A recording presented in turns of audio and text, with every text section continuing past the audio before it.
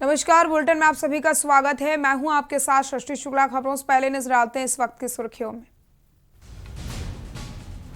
मुख्यमंत्री भूपेश बघेल ने लिखा पत्र, केंद्रीय खाद्य मंत्री पीयूष गोयल को लिखा पत्र, उपार्जन की अनुमति शीघ्र प्रदान करने को लेकर पत्र। छत्तीसगढ़ विधानसभा का शीतकालीन सत्र, आज शीत सत्र के समापन के संकेत, 6 विधेयक होंगे पारित। सीएम भूपेश बघेल ने केंद्र सरकार पर साधा निशाना, कहा केंद्र सरकार की हठधर्मिता ठीक नहीं, केंद्र सरकार के रवैये से नाराज किसान। कृषि बल पर किसानों का हल्ला बोल, रायपुर पहुंचे एमपी के पूर्व सीएम दिग्विजय सिंह, सरकार पर साधा निशाना। लोक निर्माण विभाग की बड़ी लापरवाही, दुर्ग में रोड के बाजू में बगैर बैरिकेड्स लगाए खोदा गड्ढा, 10 फीट गहरा गड्ढा बना, जान का खतरा। छत्तीसगढ़ में पड़ रही कड़ाके की ठंड, इस कड़ाके की ठंड में तापमान 5 डिग्री के नीचे आया। आप देख रहे हैं के न्यूज, खबरों का सारथी। बालोद से बड़ी खबर बताते हैं आपको। कलयुगी बेटे ने पिता को मौत के घाट उतार दिया। बालोद से खबर बता रहे हैं, जहां पर कलयुगी बेटे ने पिता को मौत के घाट उतार दिया है। घरेलू विवाद के चलते दिया वारदात को अंजाम। लोहे की रॉड से सिर पर वार करके हत्या करी गई है। डोंडी लोहारा थाना क्षेत्र के खैरीडीही गांव की यह घटना आपको हम बता रहे हैं, जहां पर एक कलयुगी बेटे ने अपने पिता की हत्या कर दी है। घरेलू विवाद के चलते वारदात को अंजाम। बीजापुर से बड़ी खबर बताते हैं आपको। जवान ने खुद को गोली मार ली है। बीजापुर से खबर बता रहे हैं, जहां पर एक जवान ने खुद को गोली मार ली। जवान ने AK-47 राइफल से गोली मारी है। गोली मारकर खुदकुशी की कोशिश करी गई। जवान को चिकित्सालय में भर्ती करवाया गया। गंभीर हालत में जवान को रेफर किया गया। वहीं आपको बताते चले, हेलीकॉप्टर से रामकृष्ण अस्पताल भेजा गया।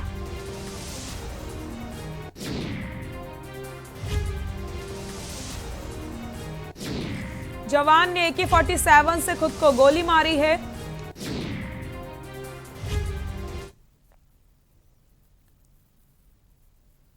मुख्यमंत्री भूपेश बघेल ने केंद्रीय मंत्री पीयूष गोयल को पत्र लिखा।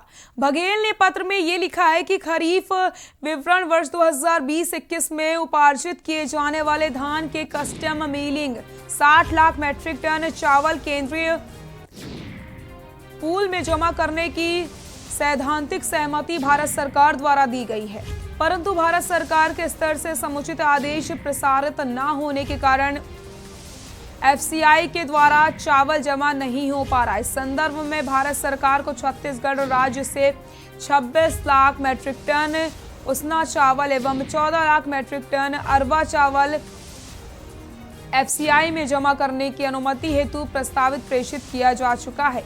इस विषय पर भारत सरकार व छत्तीसगढ़ राज्य के अधिकारियों के मध्य निरंतर चर्चा में भी होती रही है। साथ ही साथ इस विषय पर मेरे द्वारा भी आपको पत्र के माध्यम से एवं व्यक्तिगत चर्चा करके समुचित अनुमति हेतु अनुरोध किया गया है, जिस पर आपके द्वारा शीघ्र ही आदेश जारी करने का आश्वासन भी प्रदान किया गया, किंतु आज दिनांक तक इस संबंध में भारत सरकार से यथोचित अनुमति नहीं प्राप्त हुई।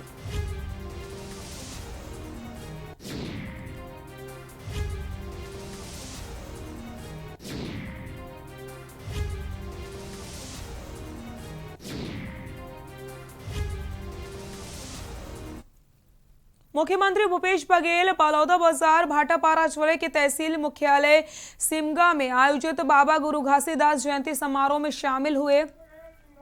मुख्यमंत्री ने बाबा गुरु घासीदास के चित्र पर माल्यार्पण करके एवं जैतखाम की पूजा अर्चना करके जयंती समारोह का शुभारंभ किया और प्रदेश व्यापी की वासियों की खुशहाली और समृद्धि की कामना करी है। मुख्यमंत्री बघेल ने राजेश्वरी करुणा माता के नाम से सिमगा बस स्टैंड का नामांकन करने की घोषणा करी।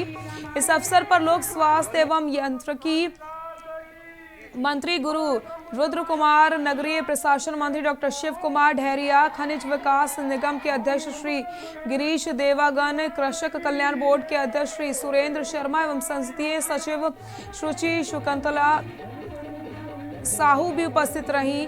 मुख्यमंत्री ने कहा कि किसानों को आर्थिक रूप से सक्षम बनाने के लिए राज्य सरकार ने राजीव गांधी न्याय योजना के माध्यम से प्रति एकड़ 10,000 रुपए देना प्रारंभ किया, जिसकी 3 किस्तें किसानों को मिलने में खुशहाली का माहौल है। चौथी और अंतिम किस्त का भी भुगतान मार्च के महीने में किया जाएगा।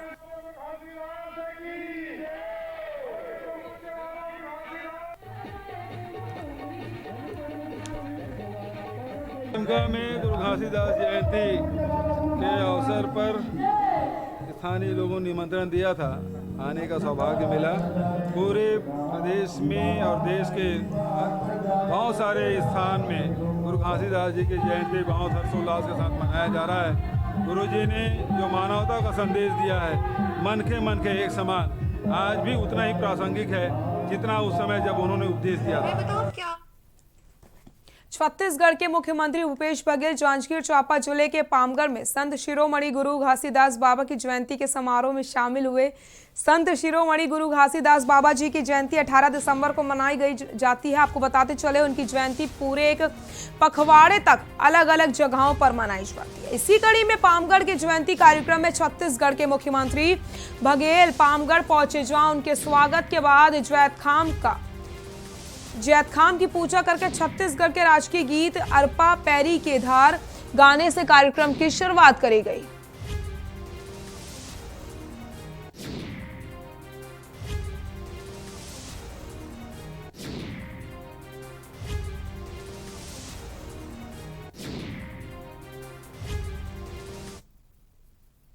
गांव शहर में गुरु घासीदास जी की जयंती बहुत ही आस्था और श्रद्धा पूर्वक सब मना रहे हैं। मैं सभी सतनामी भाइयों को, बहनों को बधाई देता हूं, शुभकामना देता हूं। हम सब सत्य के रास्ते में चलें। मानवता का संदेश बाबा जी ने दिया है, तो मन के एक समान की बात उन्होंने कही है, तो सबके प्रति समान भाव आदर हम में होना चाहिए।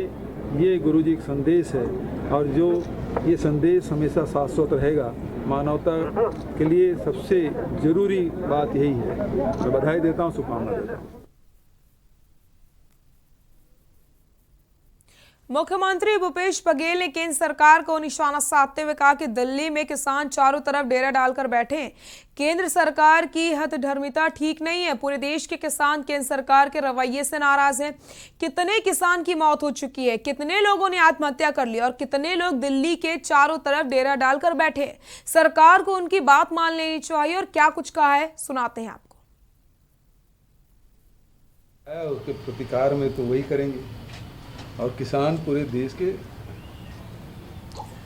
केंद्र सरकार के रवैये से दुखी है।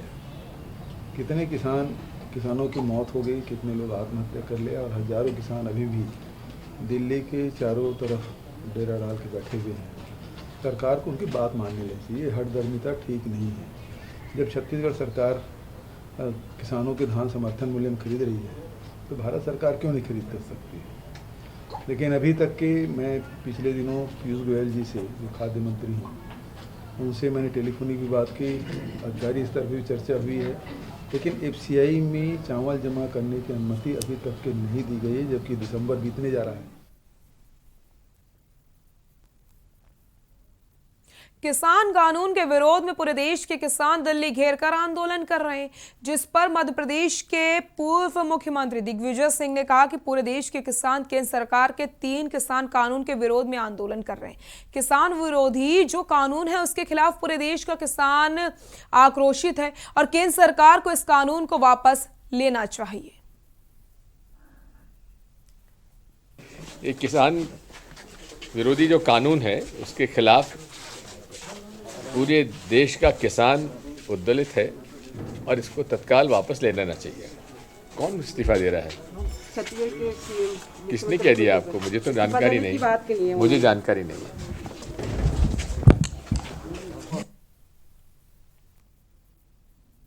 सड़क निर्माण के लिए खोदा गया गड्ढा राहगीरों के लिए जान का खतरा बन गया।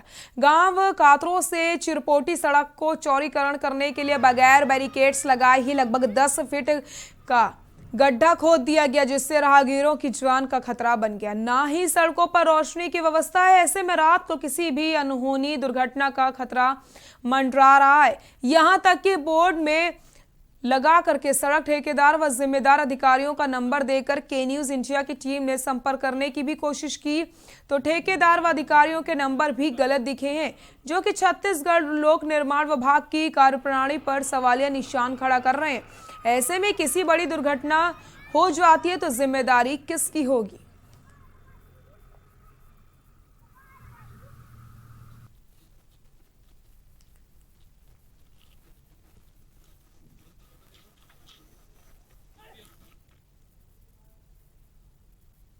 सतनामी समाज को रिझाने के लिए कांग्रेसियों द्वारा किए गए प्रयास का समाज में बुरा असर पड़ रहा है और सतनामी समाज कांग्रेस के खिलाफ लामबंद होने लगी है। जांजगीर चांपा जिले के पामगढ़ तहसील के कुटरा बोर्ड में आयोजित गुरु घासीदास जयंती के आयोजनकर्ता समाज के कांग्रेसी नेताओं से खासा नाराज है। प्रगतिशील सतनामी समाज के अध्यक्ष डमरू मनहर ने समाज के इस आयोजन को कांग्रेस पार्टी द्वारा हाईजैक करने का आरोप लगाया और सामाजिक कार्यक्रम को राजनीतिक मंच बनाने का आरोप लगाया।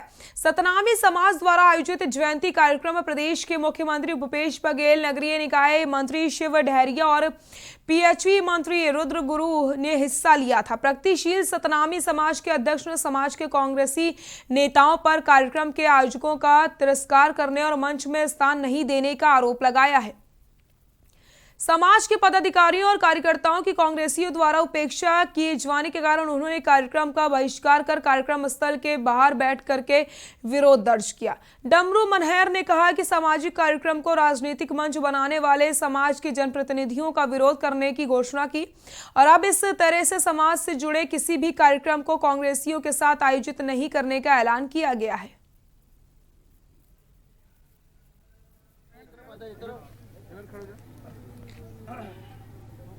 जिस तरह से हम लोगों ने अपना पामगढ़ में सतनामी समाज के लोगों का कार्यक्रम रखे थे, बिल्कुल उसके विपरीत हमें देखने को मिला।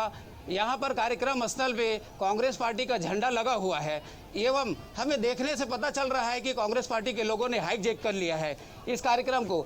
इसलिए इस तरह के कार्यक्रम को हम सभी समाज के लोग बहिष्कार करके बाहर में बैठे थे।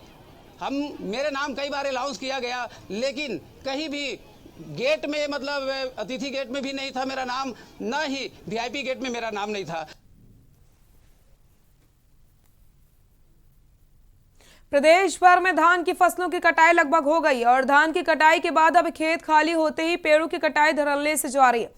लकड़ी तस्कर एक बार फिर से पाटन अंचल में सक्रिय नजर आ रहे हैं। इन दिनों हरे भरे वृक्षों को काटकर इमारती लकड़ियों की तस्करी करते नजर आ रहे हैं। पाटन परिक्षेत्र में आसानी से देखा जा सकता है कि लकड़ी तस्करों की पाटन अंचल में सक्रियता की खबर लगते ही के न्यूज इंडिया की टीम ने ग्राउंड जीरो से पड़ताल शुरू की।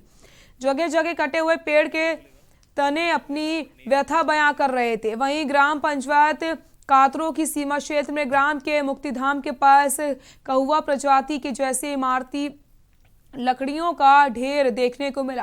क्षेत्र के आरआई और तहसीलदार को इस संबंध में जानकारी दी गई, जिस पर उन्होंने जल्द ही कार्रवाई करने के निर्देश दिए।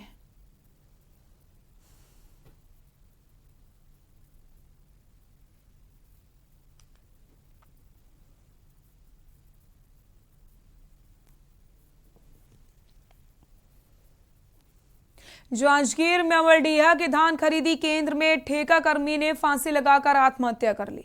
आपको बताते चले, धान गोदाम में काम करने वाला मृतक खुशलाल अनभार झोरवा का रहने वाला है। वहीं मंडी कर्मचारियों की सूचना पर चंद्रपुर पुलिस मौके पर पहुंची। फिलहाल हत्या का कारण स्पष्ट नहीं हो पाया, जबकि शव को पंचनामा भरकर पोस्टमार्टम के लिए भेज दिया गया।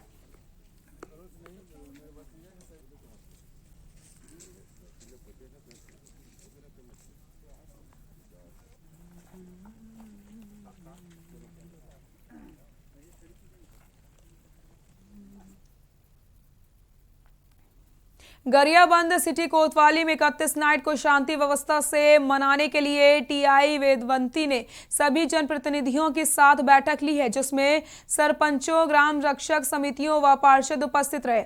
बैठक में सिटी कोतवाली टीआई वेदवंती ने बताया कि 31 की रात में गांव में ग्रामीणों द्वारा डीजे बजाना, शराब पीकर गाड़ी चलाना और हल्ला करना को साफ रोक दिया गया है। आपको बताते चलें, सरपंचों ने भी अपना अपना राय रखी। गांव में 31 की रात के दिन किस प्रकार से शांति व्यवस्था होनी चाहिए, इस बात पर चर्चा की गई है।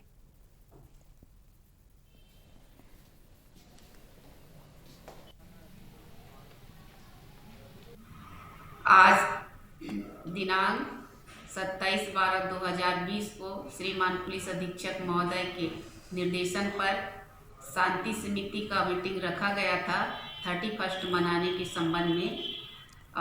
मीटिंग में सरपंचों को एवं ग्राम रक्षक समिति के सदस्यों को एवं पार्षदों व गणमान्य नागरिकों को आमंत्रित किया गया था।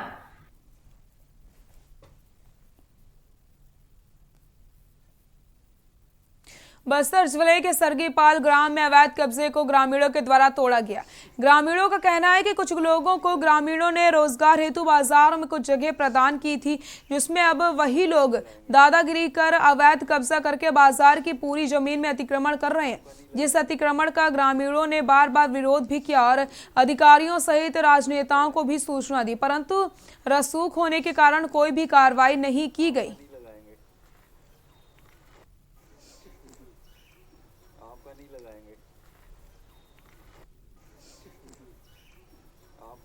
जब बनाते थे तो वहीं पे रोजी रोटी कमाना होता था, उनके घर के पालन पोषण में लग जाता था। फिर वहाँ पे एक बड़ा सा मकान खड़ा कर लिया है। उन लोगों के पास हकीकत अपना एक घर मकान भी है। फिर रेंदुपारा में भी पत्थर वत्थर डला के वहाँ पे घर बना रहे हैं। फिर ये पास भी बना रहे हैं। तो 2-3 टन घर अकेले के पास होगा तो आगे आधे जन कहाँ जाएंगे। तो वही बोलना है कि नहीं, यहाँ पे मत बनाओ, तोड़ेंगे, इसको हटाओ बोल के पंचायत में बैठक हुए तो सरपंच बोलता है कि नहीं, मेरे को मारने आते हैं बोल के आधे जन के नाम पे रिपोर्ट लिखा है। एक तरफ जहां देश में कोरोना वायरस को लेकर डर का माहौल बना है, वहीं दूसरी तरफ अवैध रेत उत्खनन करने वाले कारोबारियों भी भयमुक्त हो गए हैं और खुलेआम अवैध रेत उत्खनन कर परिवहन कर रहे हैं। लॉकडाउन के दौरान अवैध रेत उत्खनन करने वालों के हौसले बुलंद होते गए और देवकर के ग्राम पंचायत डंगनिया में स्थित नदी में उत्खनन कर अवैध परिवहन एवं भंडारण का कार्य कर रहे हैं। ये सभी कार्य स्थानीय प्रशासन एवं खनिज विभाग के संरक्षण में किया जा रहा है। वहीं पुलिस अधीक्षक के दिशा निर्देश पर डंगनिया नदी में रेत माफियाओं में 3 लोगों पर कार्रवाई कर जेल भेज दिया गया और अन्य रेत माफियाओं की तलाश सरगर्मी से की जा रही है।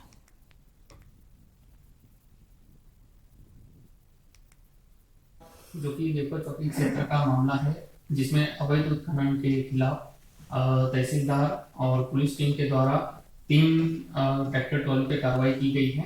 साथ ही में वहाँ पे कुछ न्यूसेंस क्रिएट करने वाले तत्वों के द्वारा तहसीलदार की गाड़ी को नुकसान भी पहुंचाया गया है, जिसके चलते अपराध क्रमांक 527-20 धारा 186, 353 शासकीय कार्य में बाधा डालने के लिए 3 लोगों के खिलाफ कार्रवाई की गई है, जिसको गिरफ्तार कर माननीय न्यायालय पेश किया गया है। श्रीमान पुलिस अधीक्षक महोदय बेमेतरा के दिशा निर्देश पर चौकी क्षेत्र के ग्राम डंगनिया में शिवनाथ नदी में अवैध रूप से रेत खनन कुछ लोग कर रहे थे, जिसकी सूचना पर तहसीलदार बिरला के निर्देश पर देवकर चौकी के एएसआई चौरे एवं हमारा स्टाफ के सुरक्षा शांति व्यवस्था बनाने हेतु नदी घाट पर गए थे।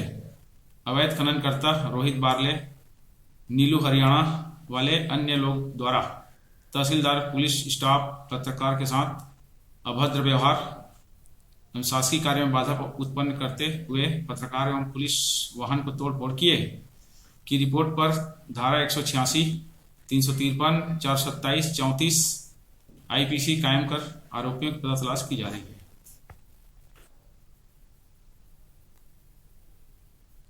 धान का कटोरा कहे जाने वाले छत्तीसगढ़ में हर साल केंद्र सरकार द्वारा घोषित न्यूनतम समर्थन मूल्य पर राज्य सरकार किसानों से धान खरीदी रहती है।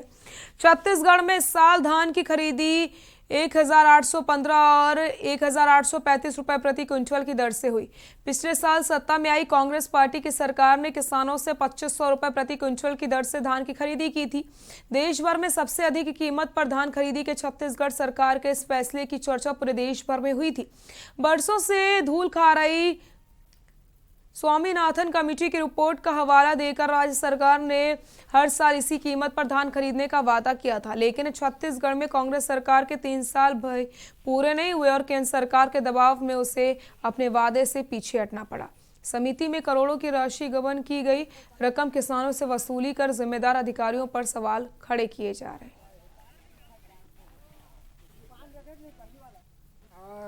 70 कट्टा लाए हैं। तो अभी तौलक से लेकर के अभी तक के नहीं, अभी शुरू से लाए हैं। अभी शुरू लाए, आज ही टोकन पहले दी। अच्छा, तो सुने माही यहाँ की हिमाल नहीं दे तौल में किसी के करीबर हिमाल तो नहीं देगा, ये हम ही मन पलटा हम देखा था आप मन। हाँ हाँ, तौलिया बस तौल ही। हाँ, हम ही मन खींचबो। हाँ, कोई सुधीर तिवारी का है 2014 से 2016 तक रहा उसका कार्यकाल। उसमें 2014 से लेके 2016 तक 1 करोड़ मतलब लगभग 1.25 करोड़ का गबन किया गया उसके द्वारा, और उसका जो ब्याज की राशि है और जो समिति भुगत रही है। हो सकता है काम करते मिले हो सर, लेकिन हमालों को पूरा किसानों का धान तोलने के लिए पूरा उनके साथ में अनुबंध होता है, वो अनुबंध किया हुआ है। अगर ऐसा कुछ मामला आता है तो हम हमालों को उससे बात करके हमालों को उनकी महिलाओं से काम न लिया जाए करके समझाई दी जाएगी और विशेष तौर पर उसको बोला जाएगा। छत्तीसगढ़ के रायपुर में प्रदेश सरकार की धान खरीदी के लिए पर्याप्त बारदाना उपलब्ध नहीं हो पा रहा। खबरों के मुताबिक छत्तीसगढ़ सरकार को किसानों की धान खरीदी के लिए आपको बताते चलें 5,000 की मांग रखी गई थी, लेकिन जब तक समय आया तब तक केंद्र सरकार ने 1,45,000 से भी कम दिया है, जिससे प्रदेश सरकार ने केंद्र सरकार से नाराजगी जताई और अब छत्तीसगढ़ सरकार किसानों से प्लास्टिक के बोरे में पुरानी बारदाना से धान खरीदी कर रही है। वहीं खाद्य मंत्री अमरजीत भगत से कहा गया कि केंद्र सरकार ने प्रदेश सरकार से नकारात्मक रुख अपना लिया है।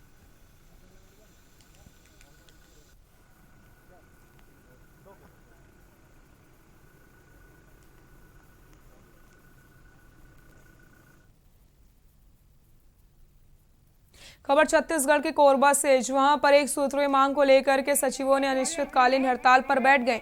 ग्राम सचिवों की मुख्य मांग 2 वर्ष पूरे होने के उपरांत शासकीकरण करने की है। सचिवों का यह भी कहना है कि वह राज्य सरकार से इस बात के लिए बात करें, वरना उनका धरना प्रदर्शन लगातार जारी रहेगा। आपको बताते चलें, राज्य सरकार उनसे ही दूर का व्यवहार कर रही है, जिसके चलते समस्त छत्तीसगढ़ के ग्राम सचिव अनिश्चितकालीन हड़ताल पर चले गए। उनका यह भी कहना है कि जब तक छत्तीसगढ़ सरकार उनकी मांग नहीं मानती तब तक समस्त सचिव हड़ताल पर रहेंगे। आपको बताते चले, अनिश्चितकालीन हड़ताल करने से ग्राम विकास कार्यों में भी फर्क पड़ रहा है।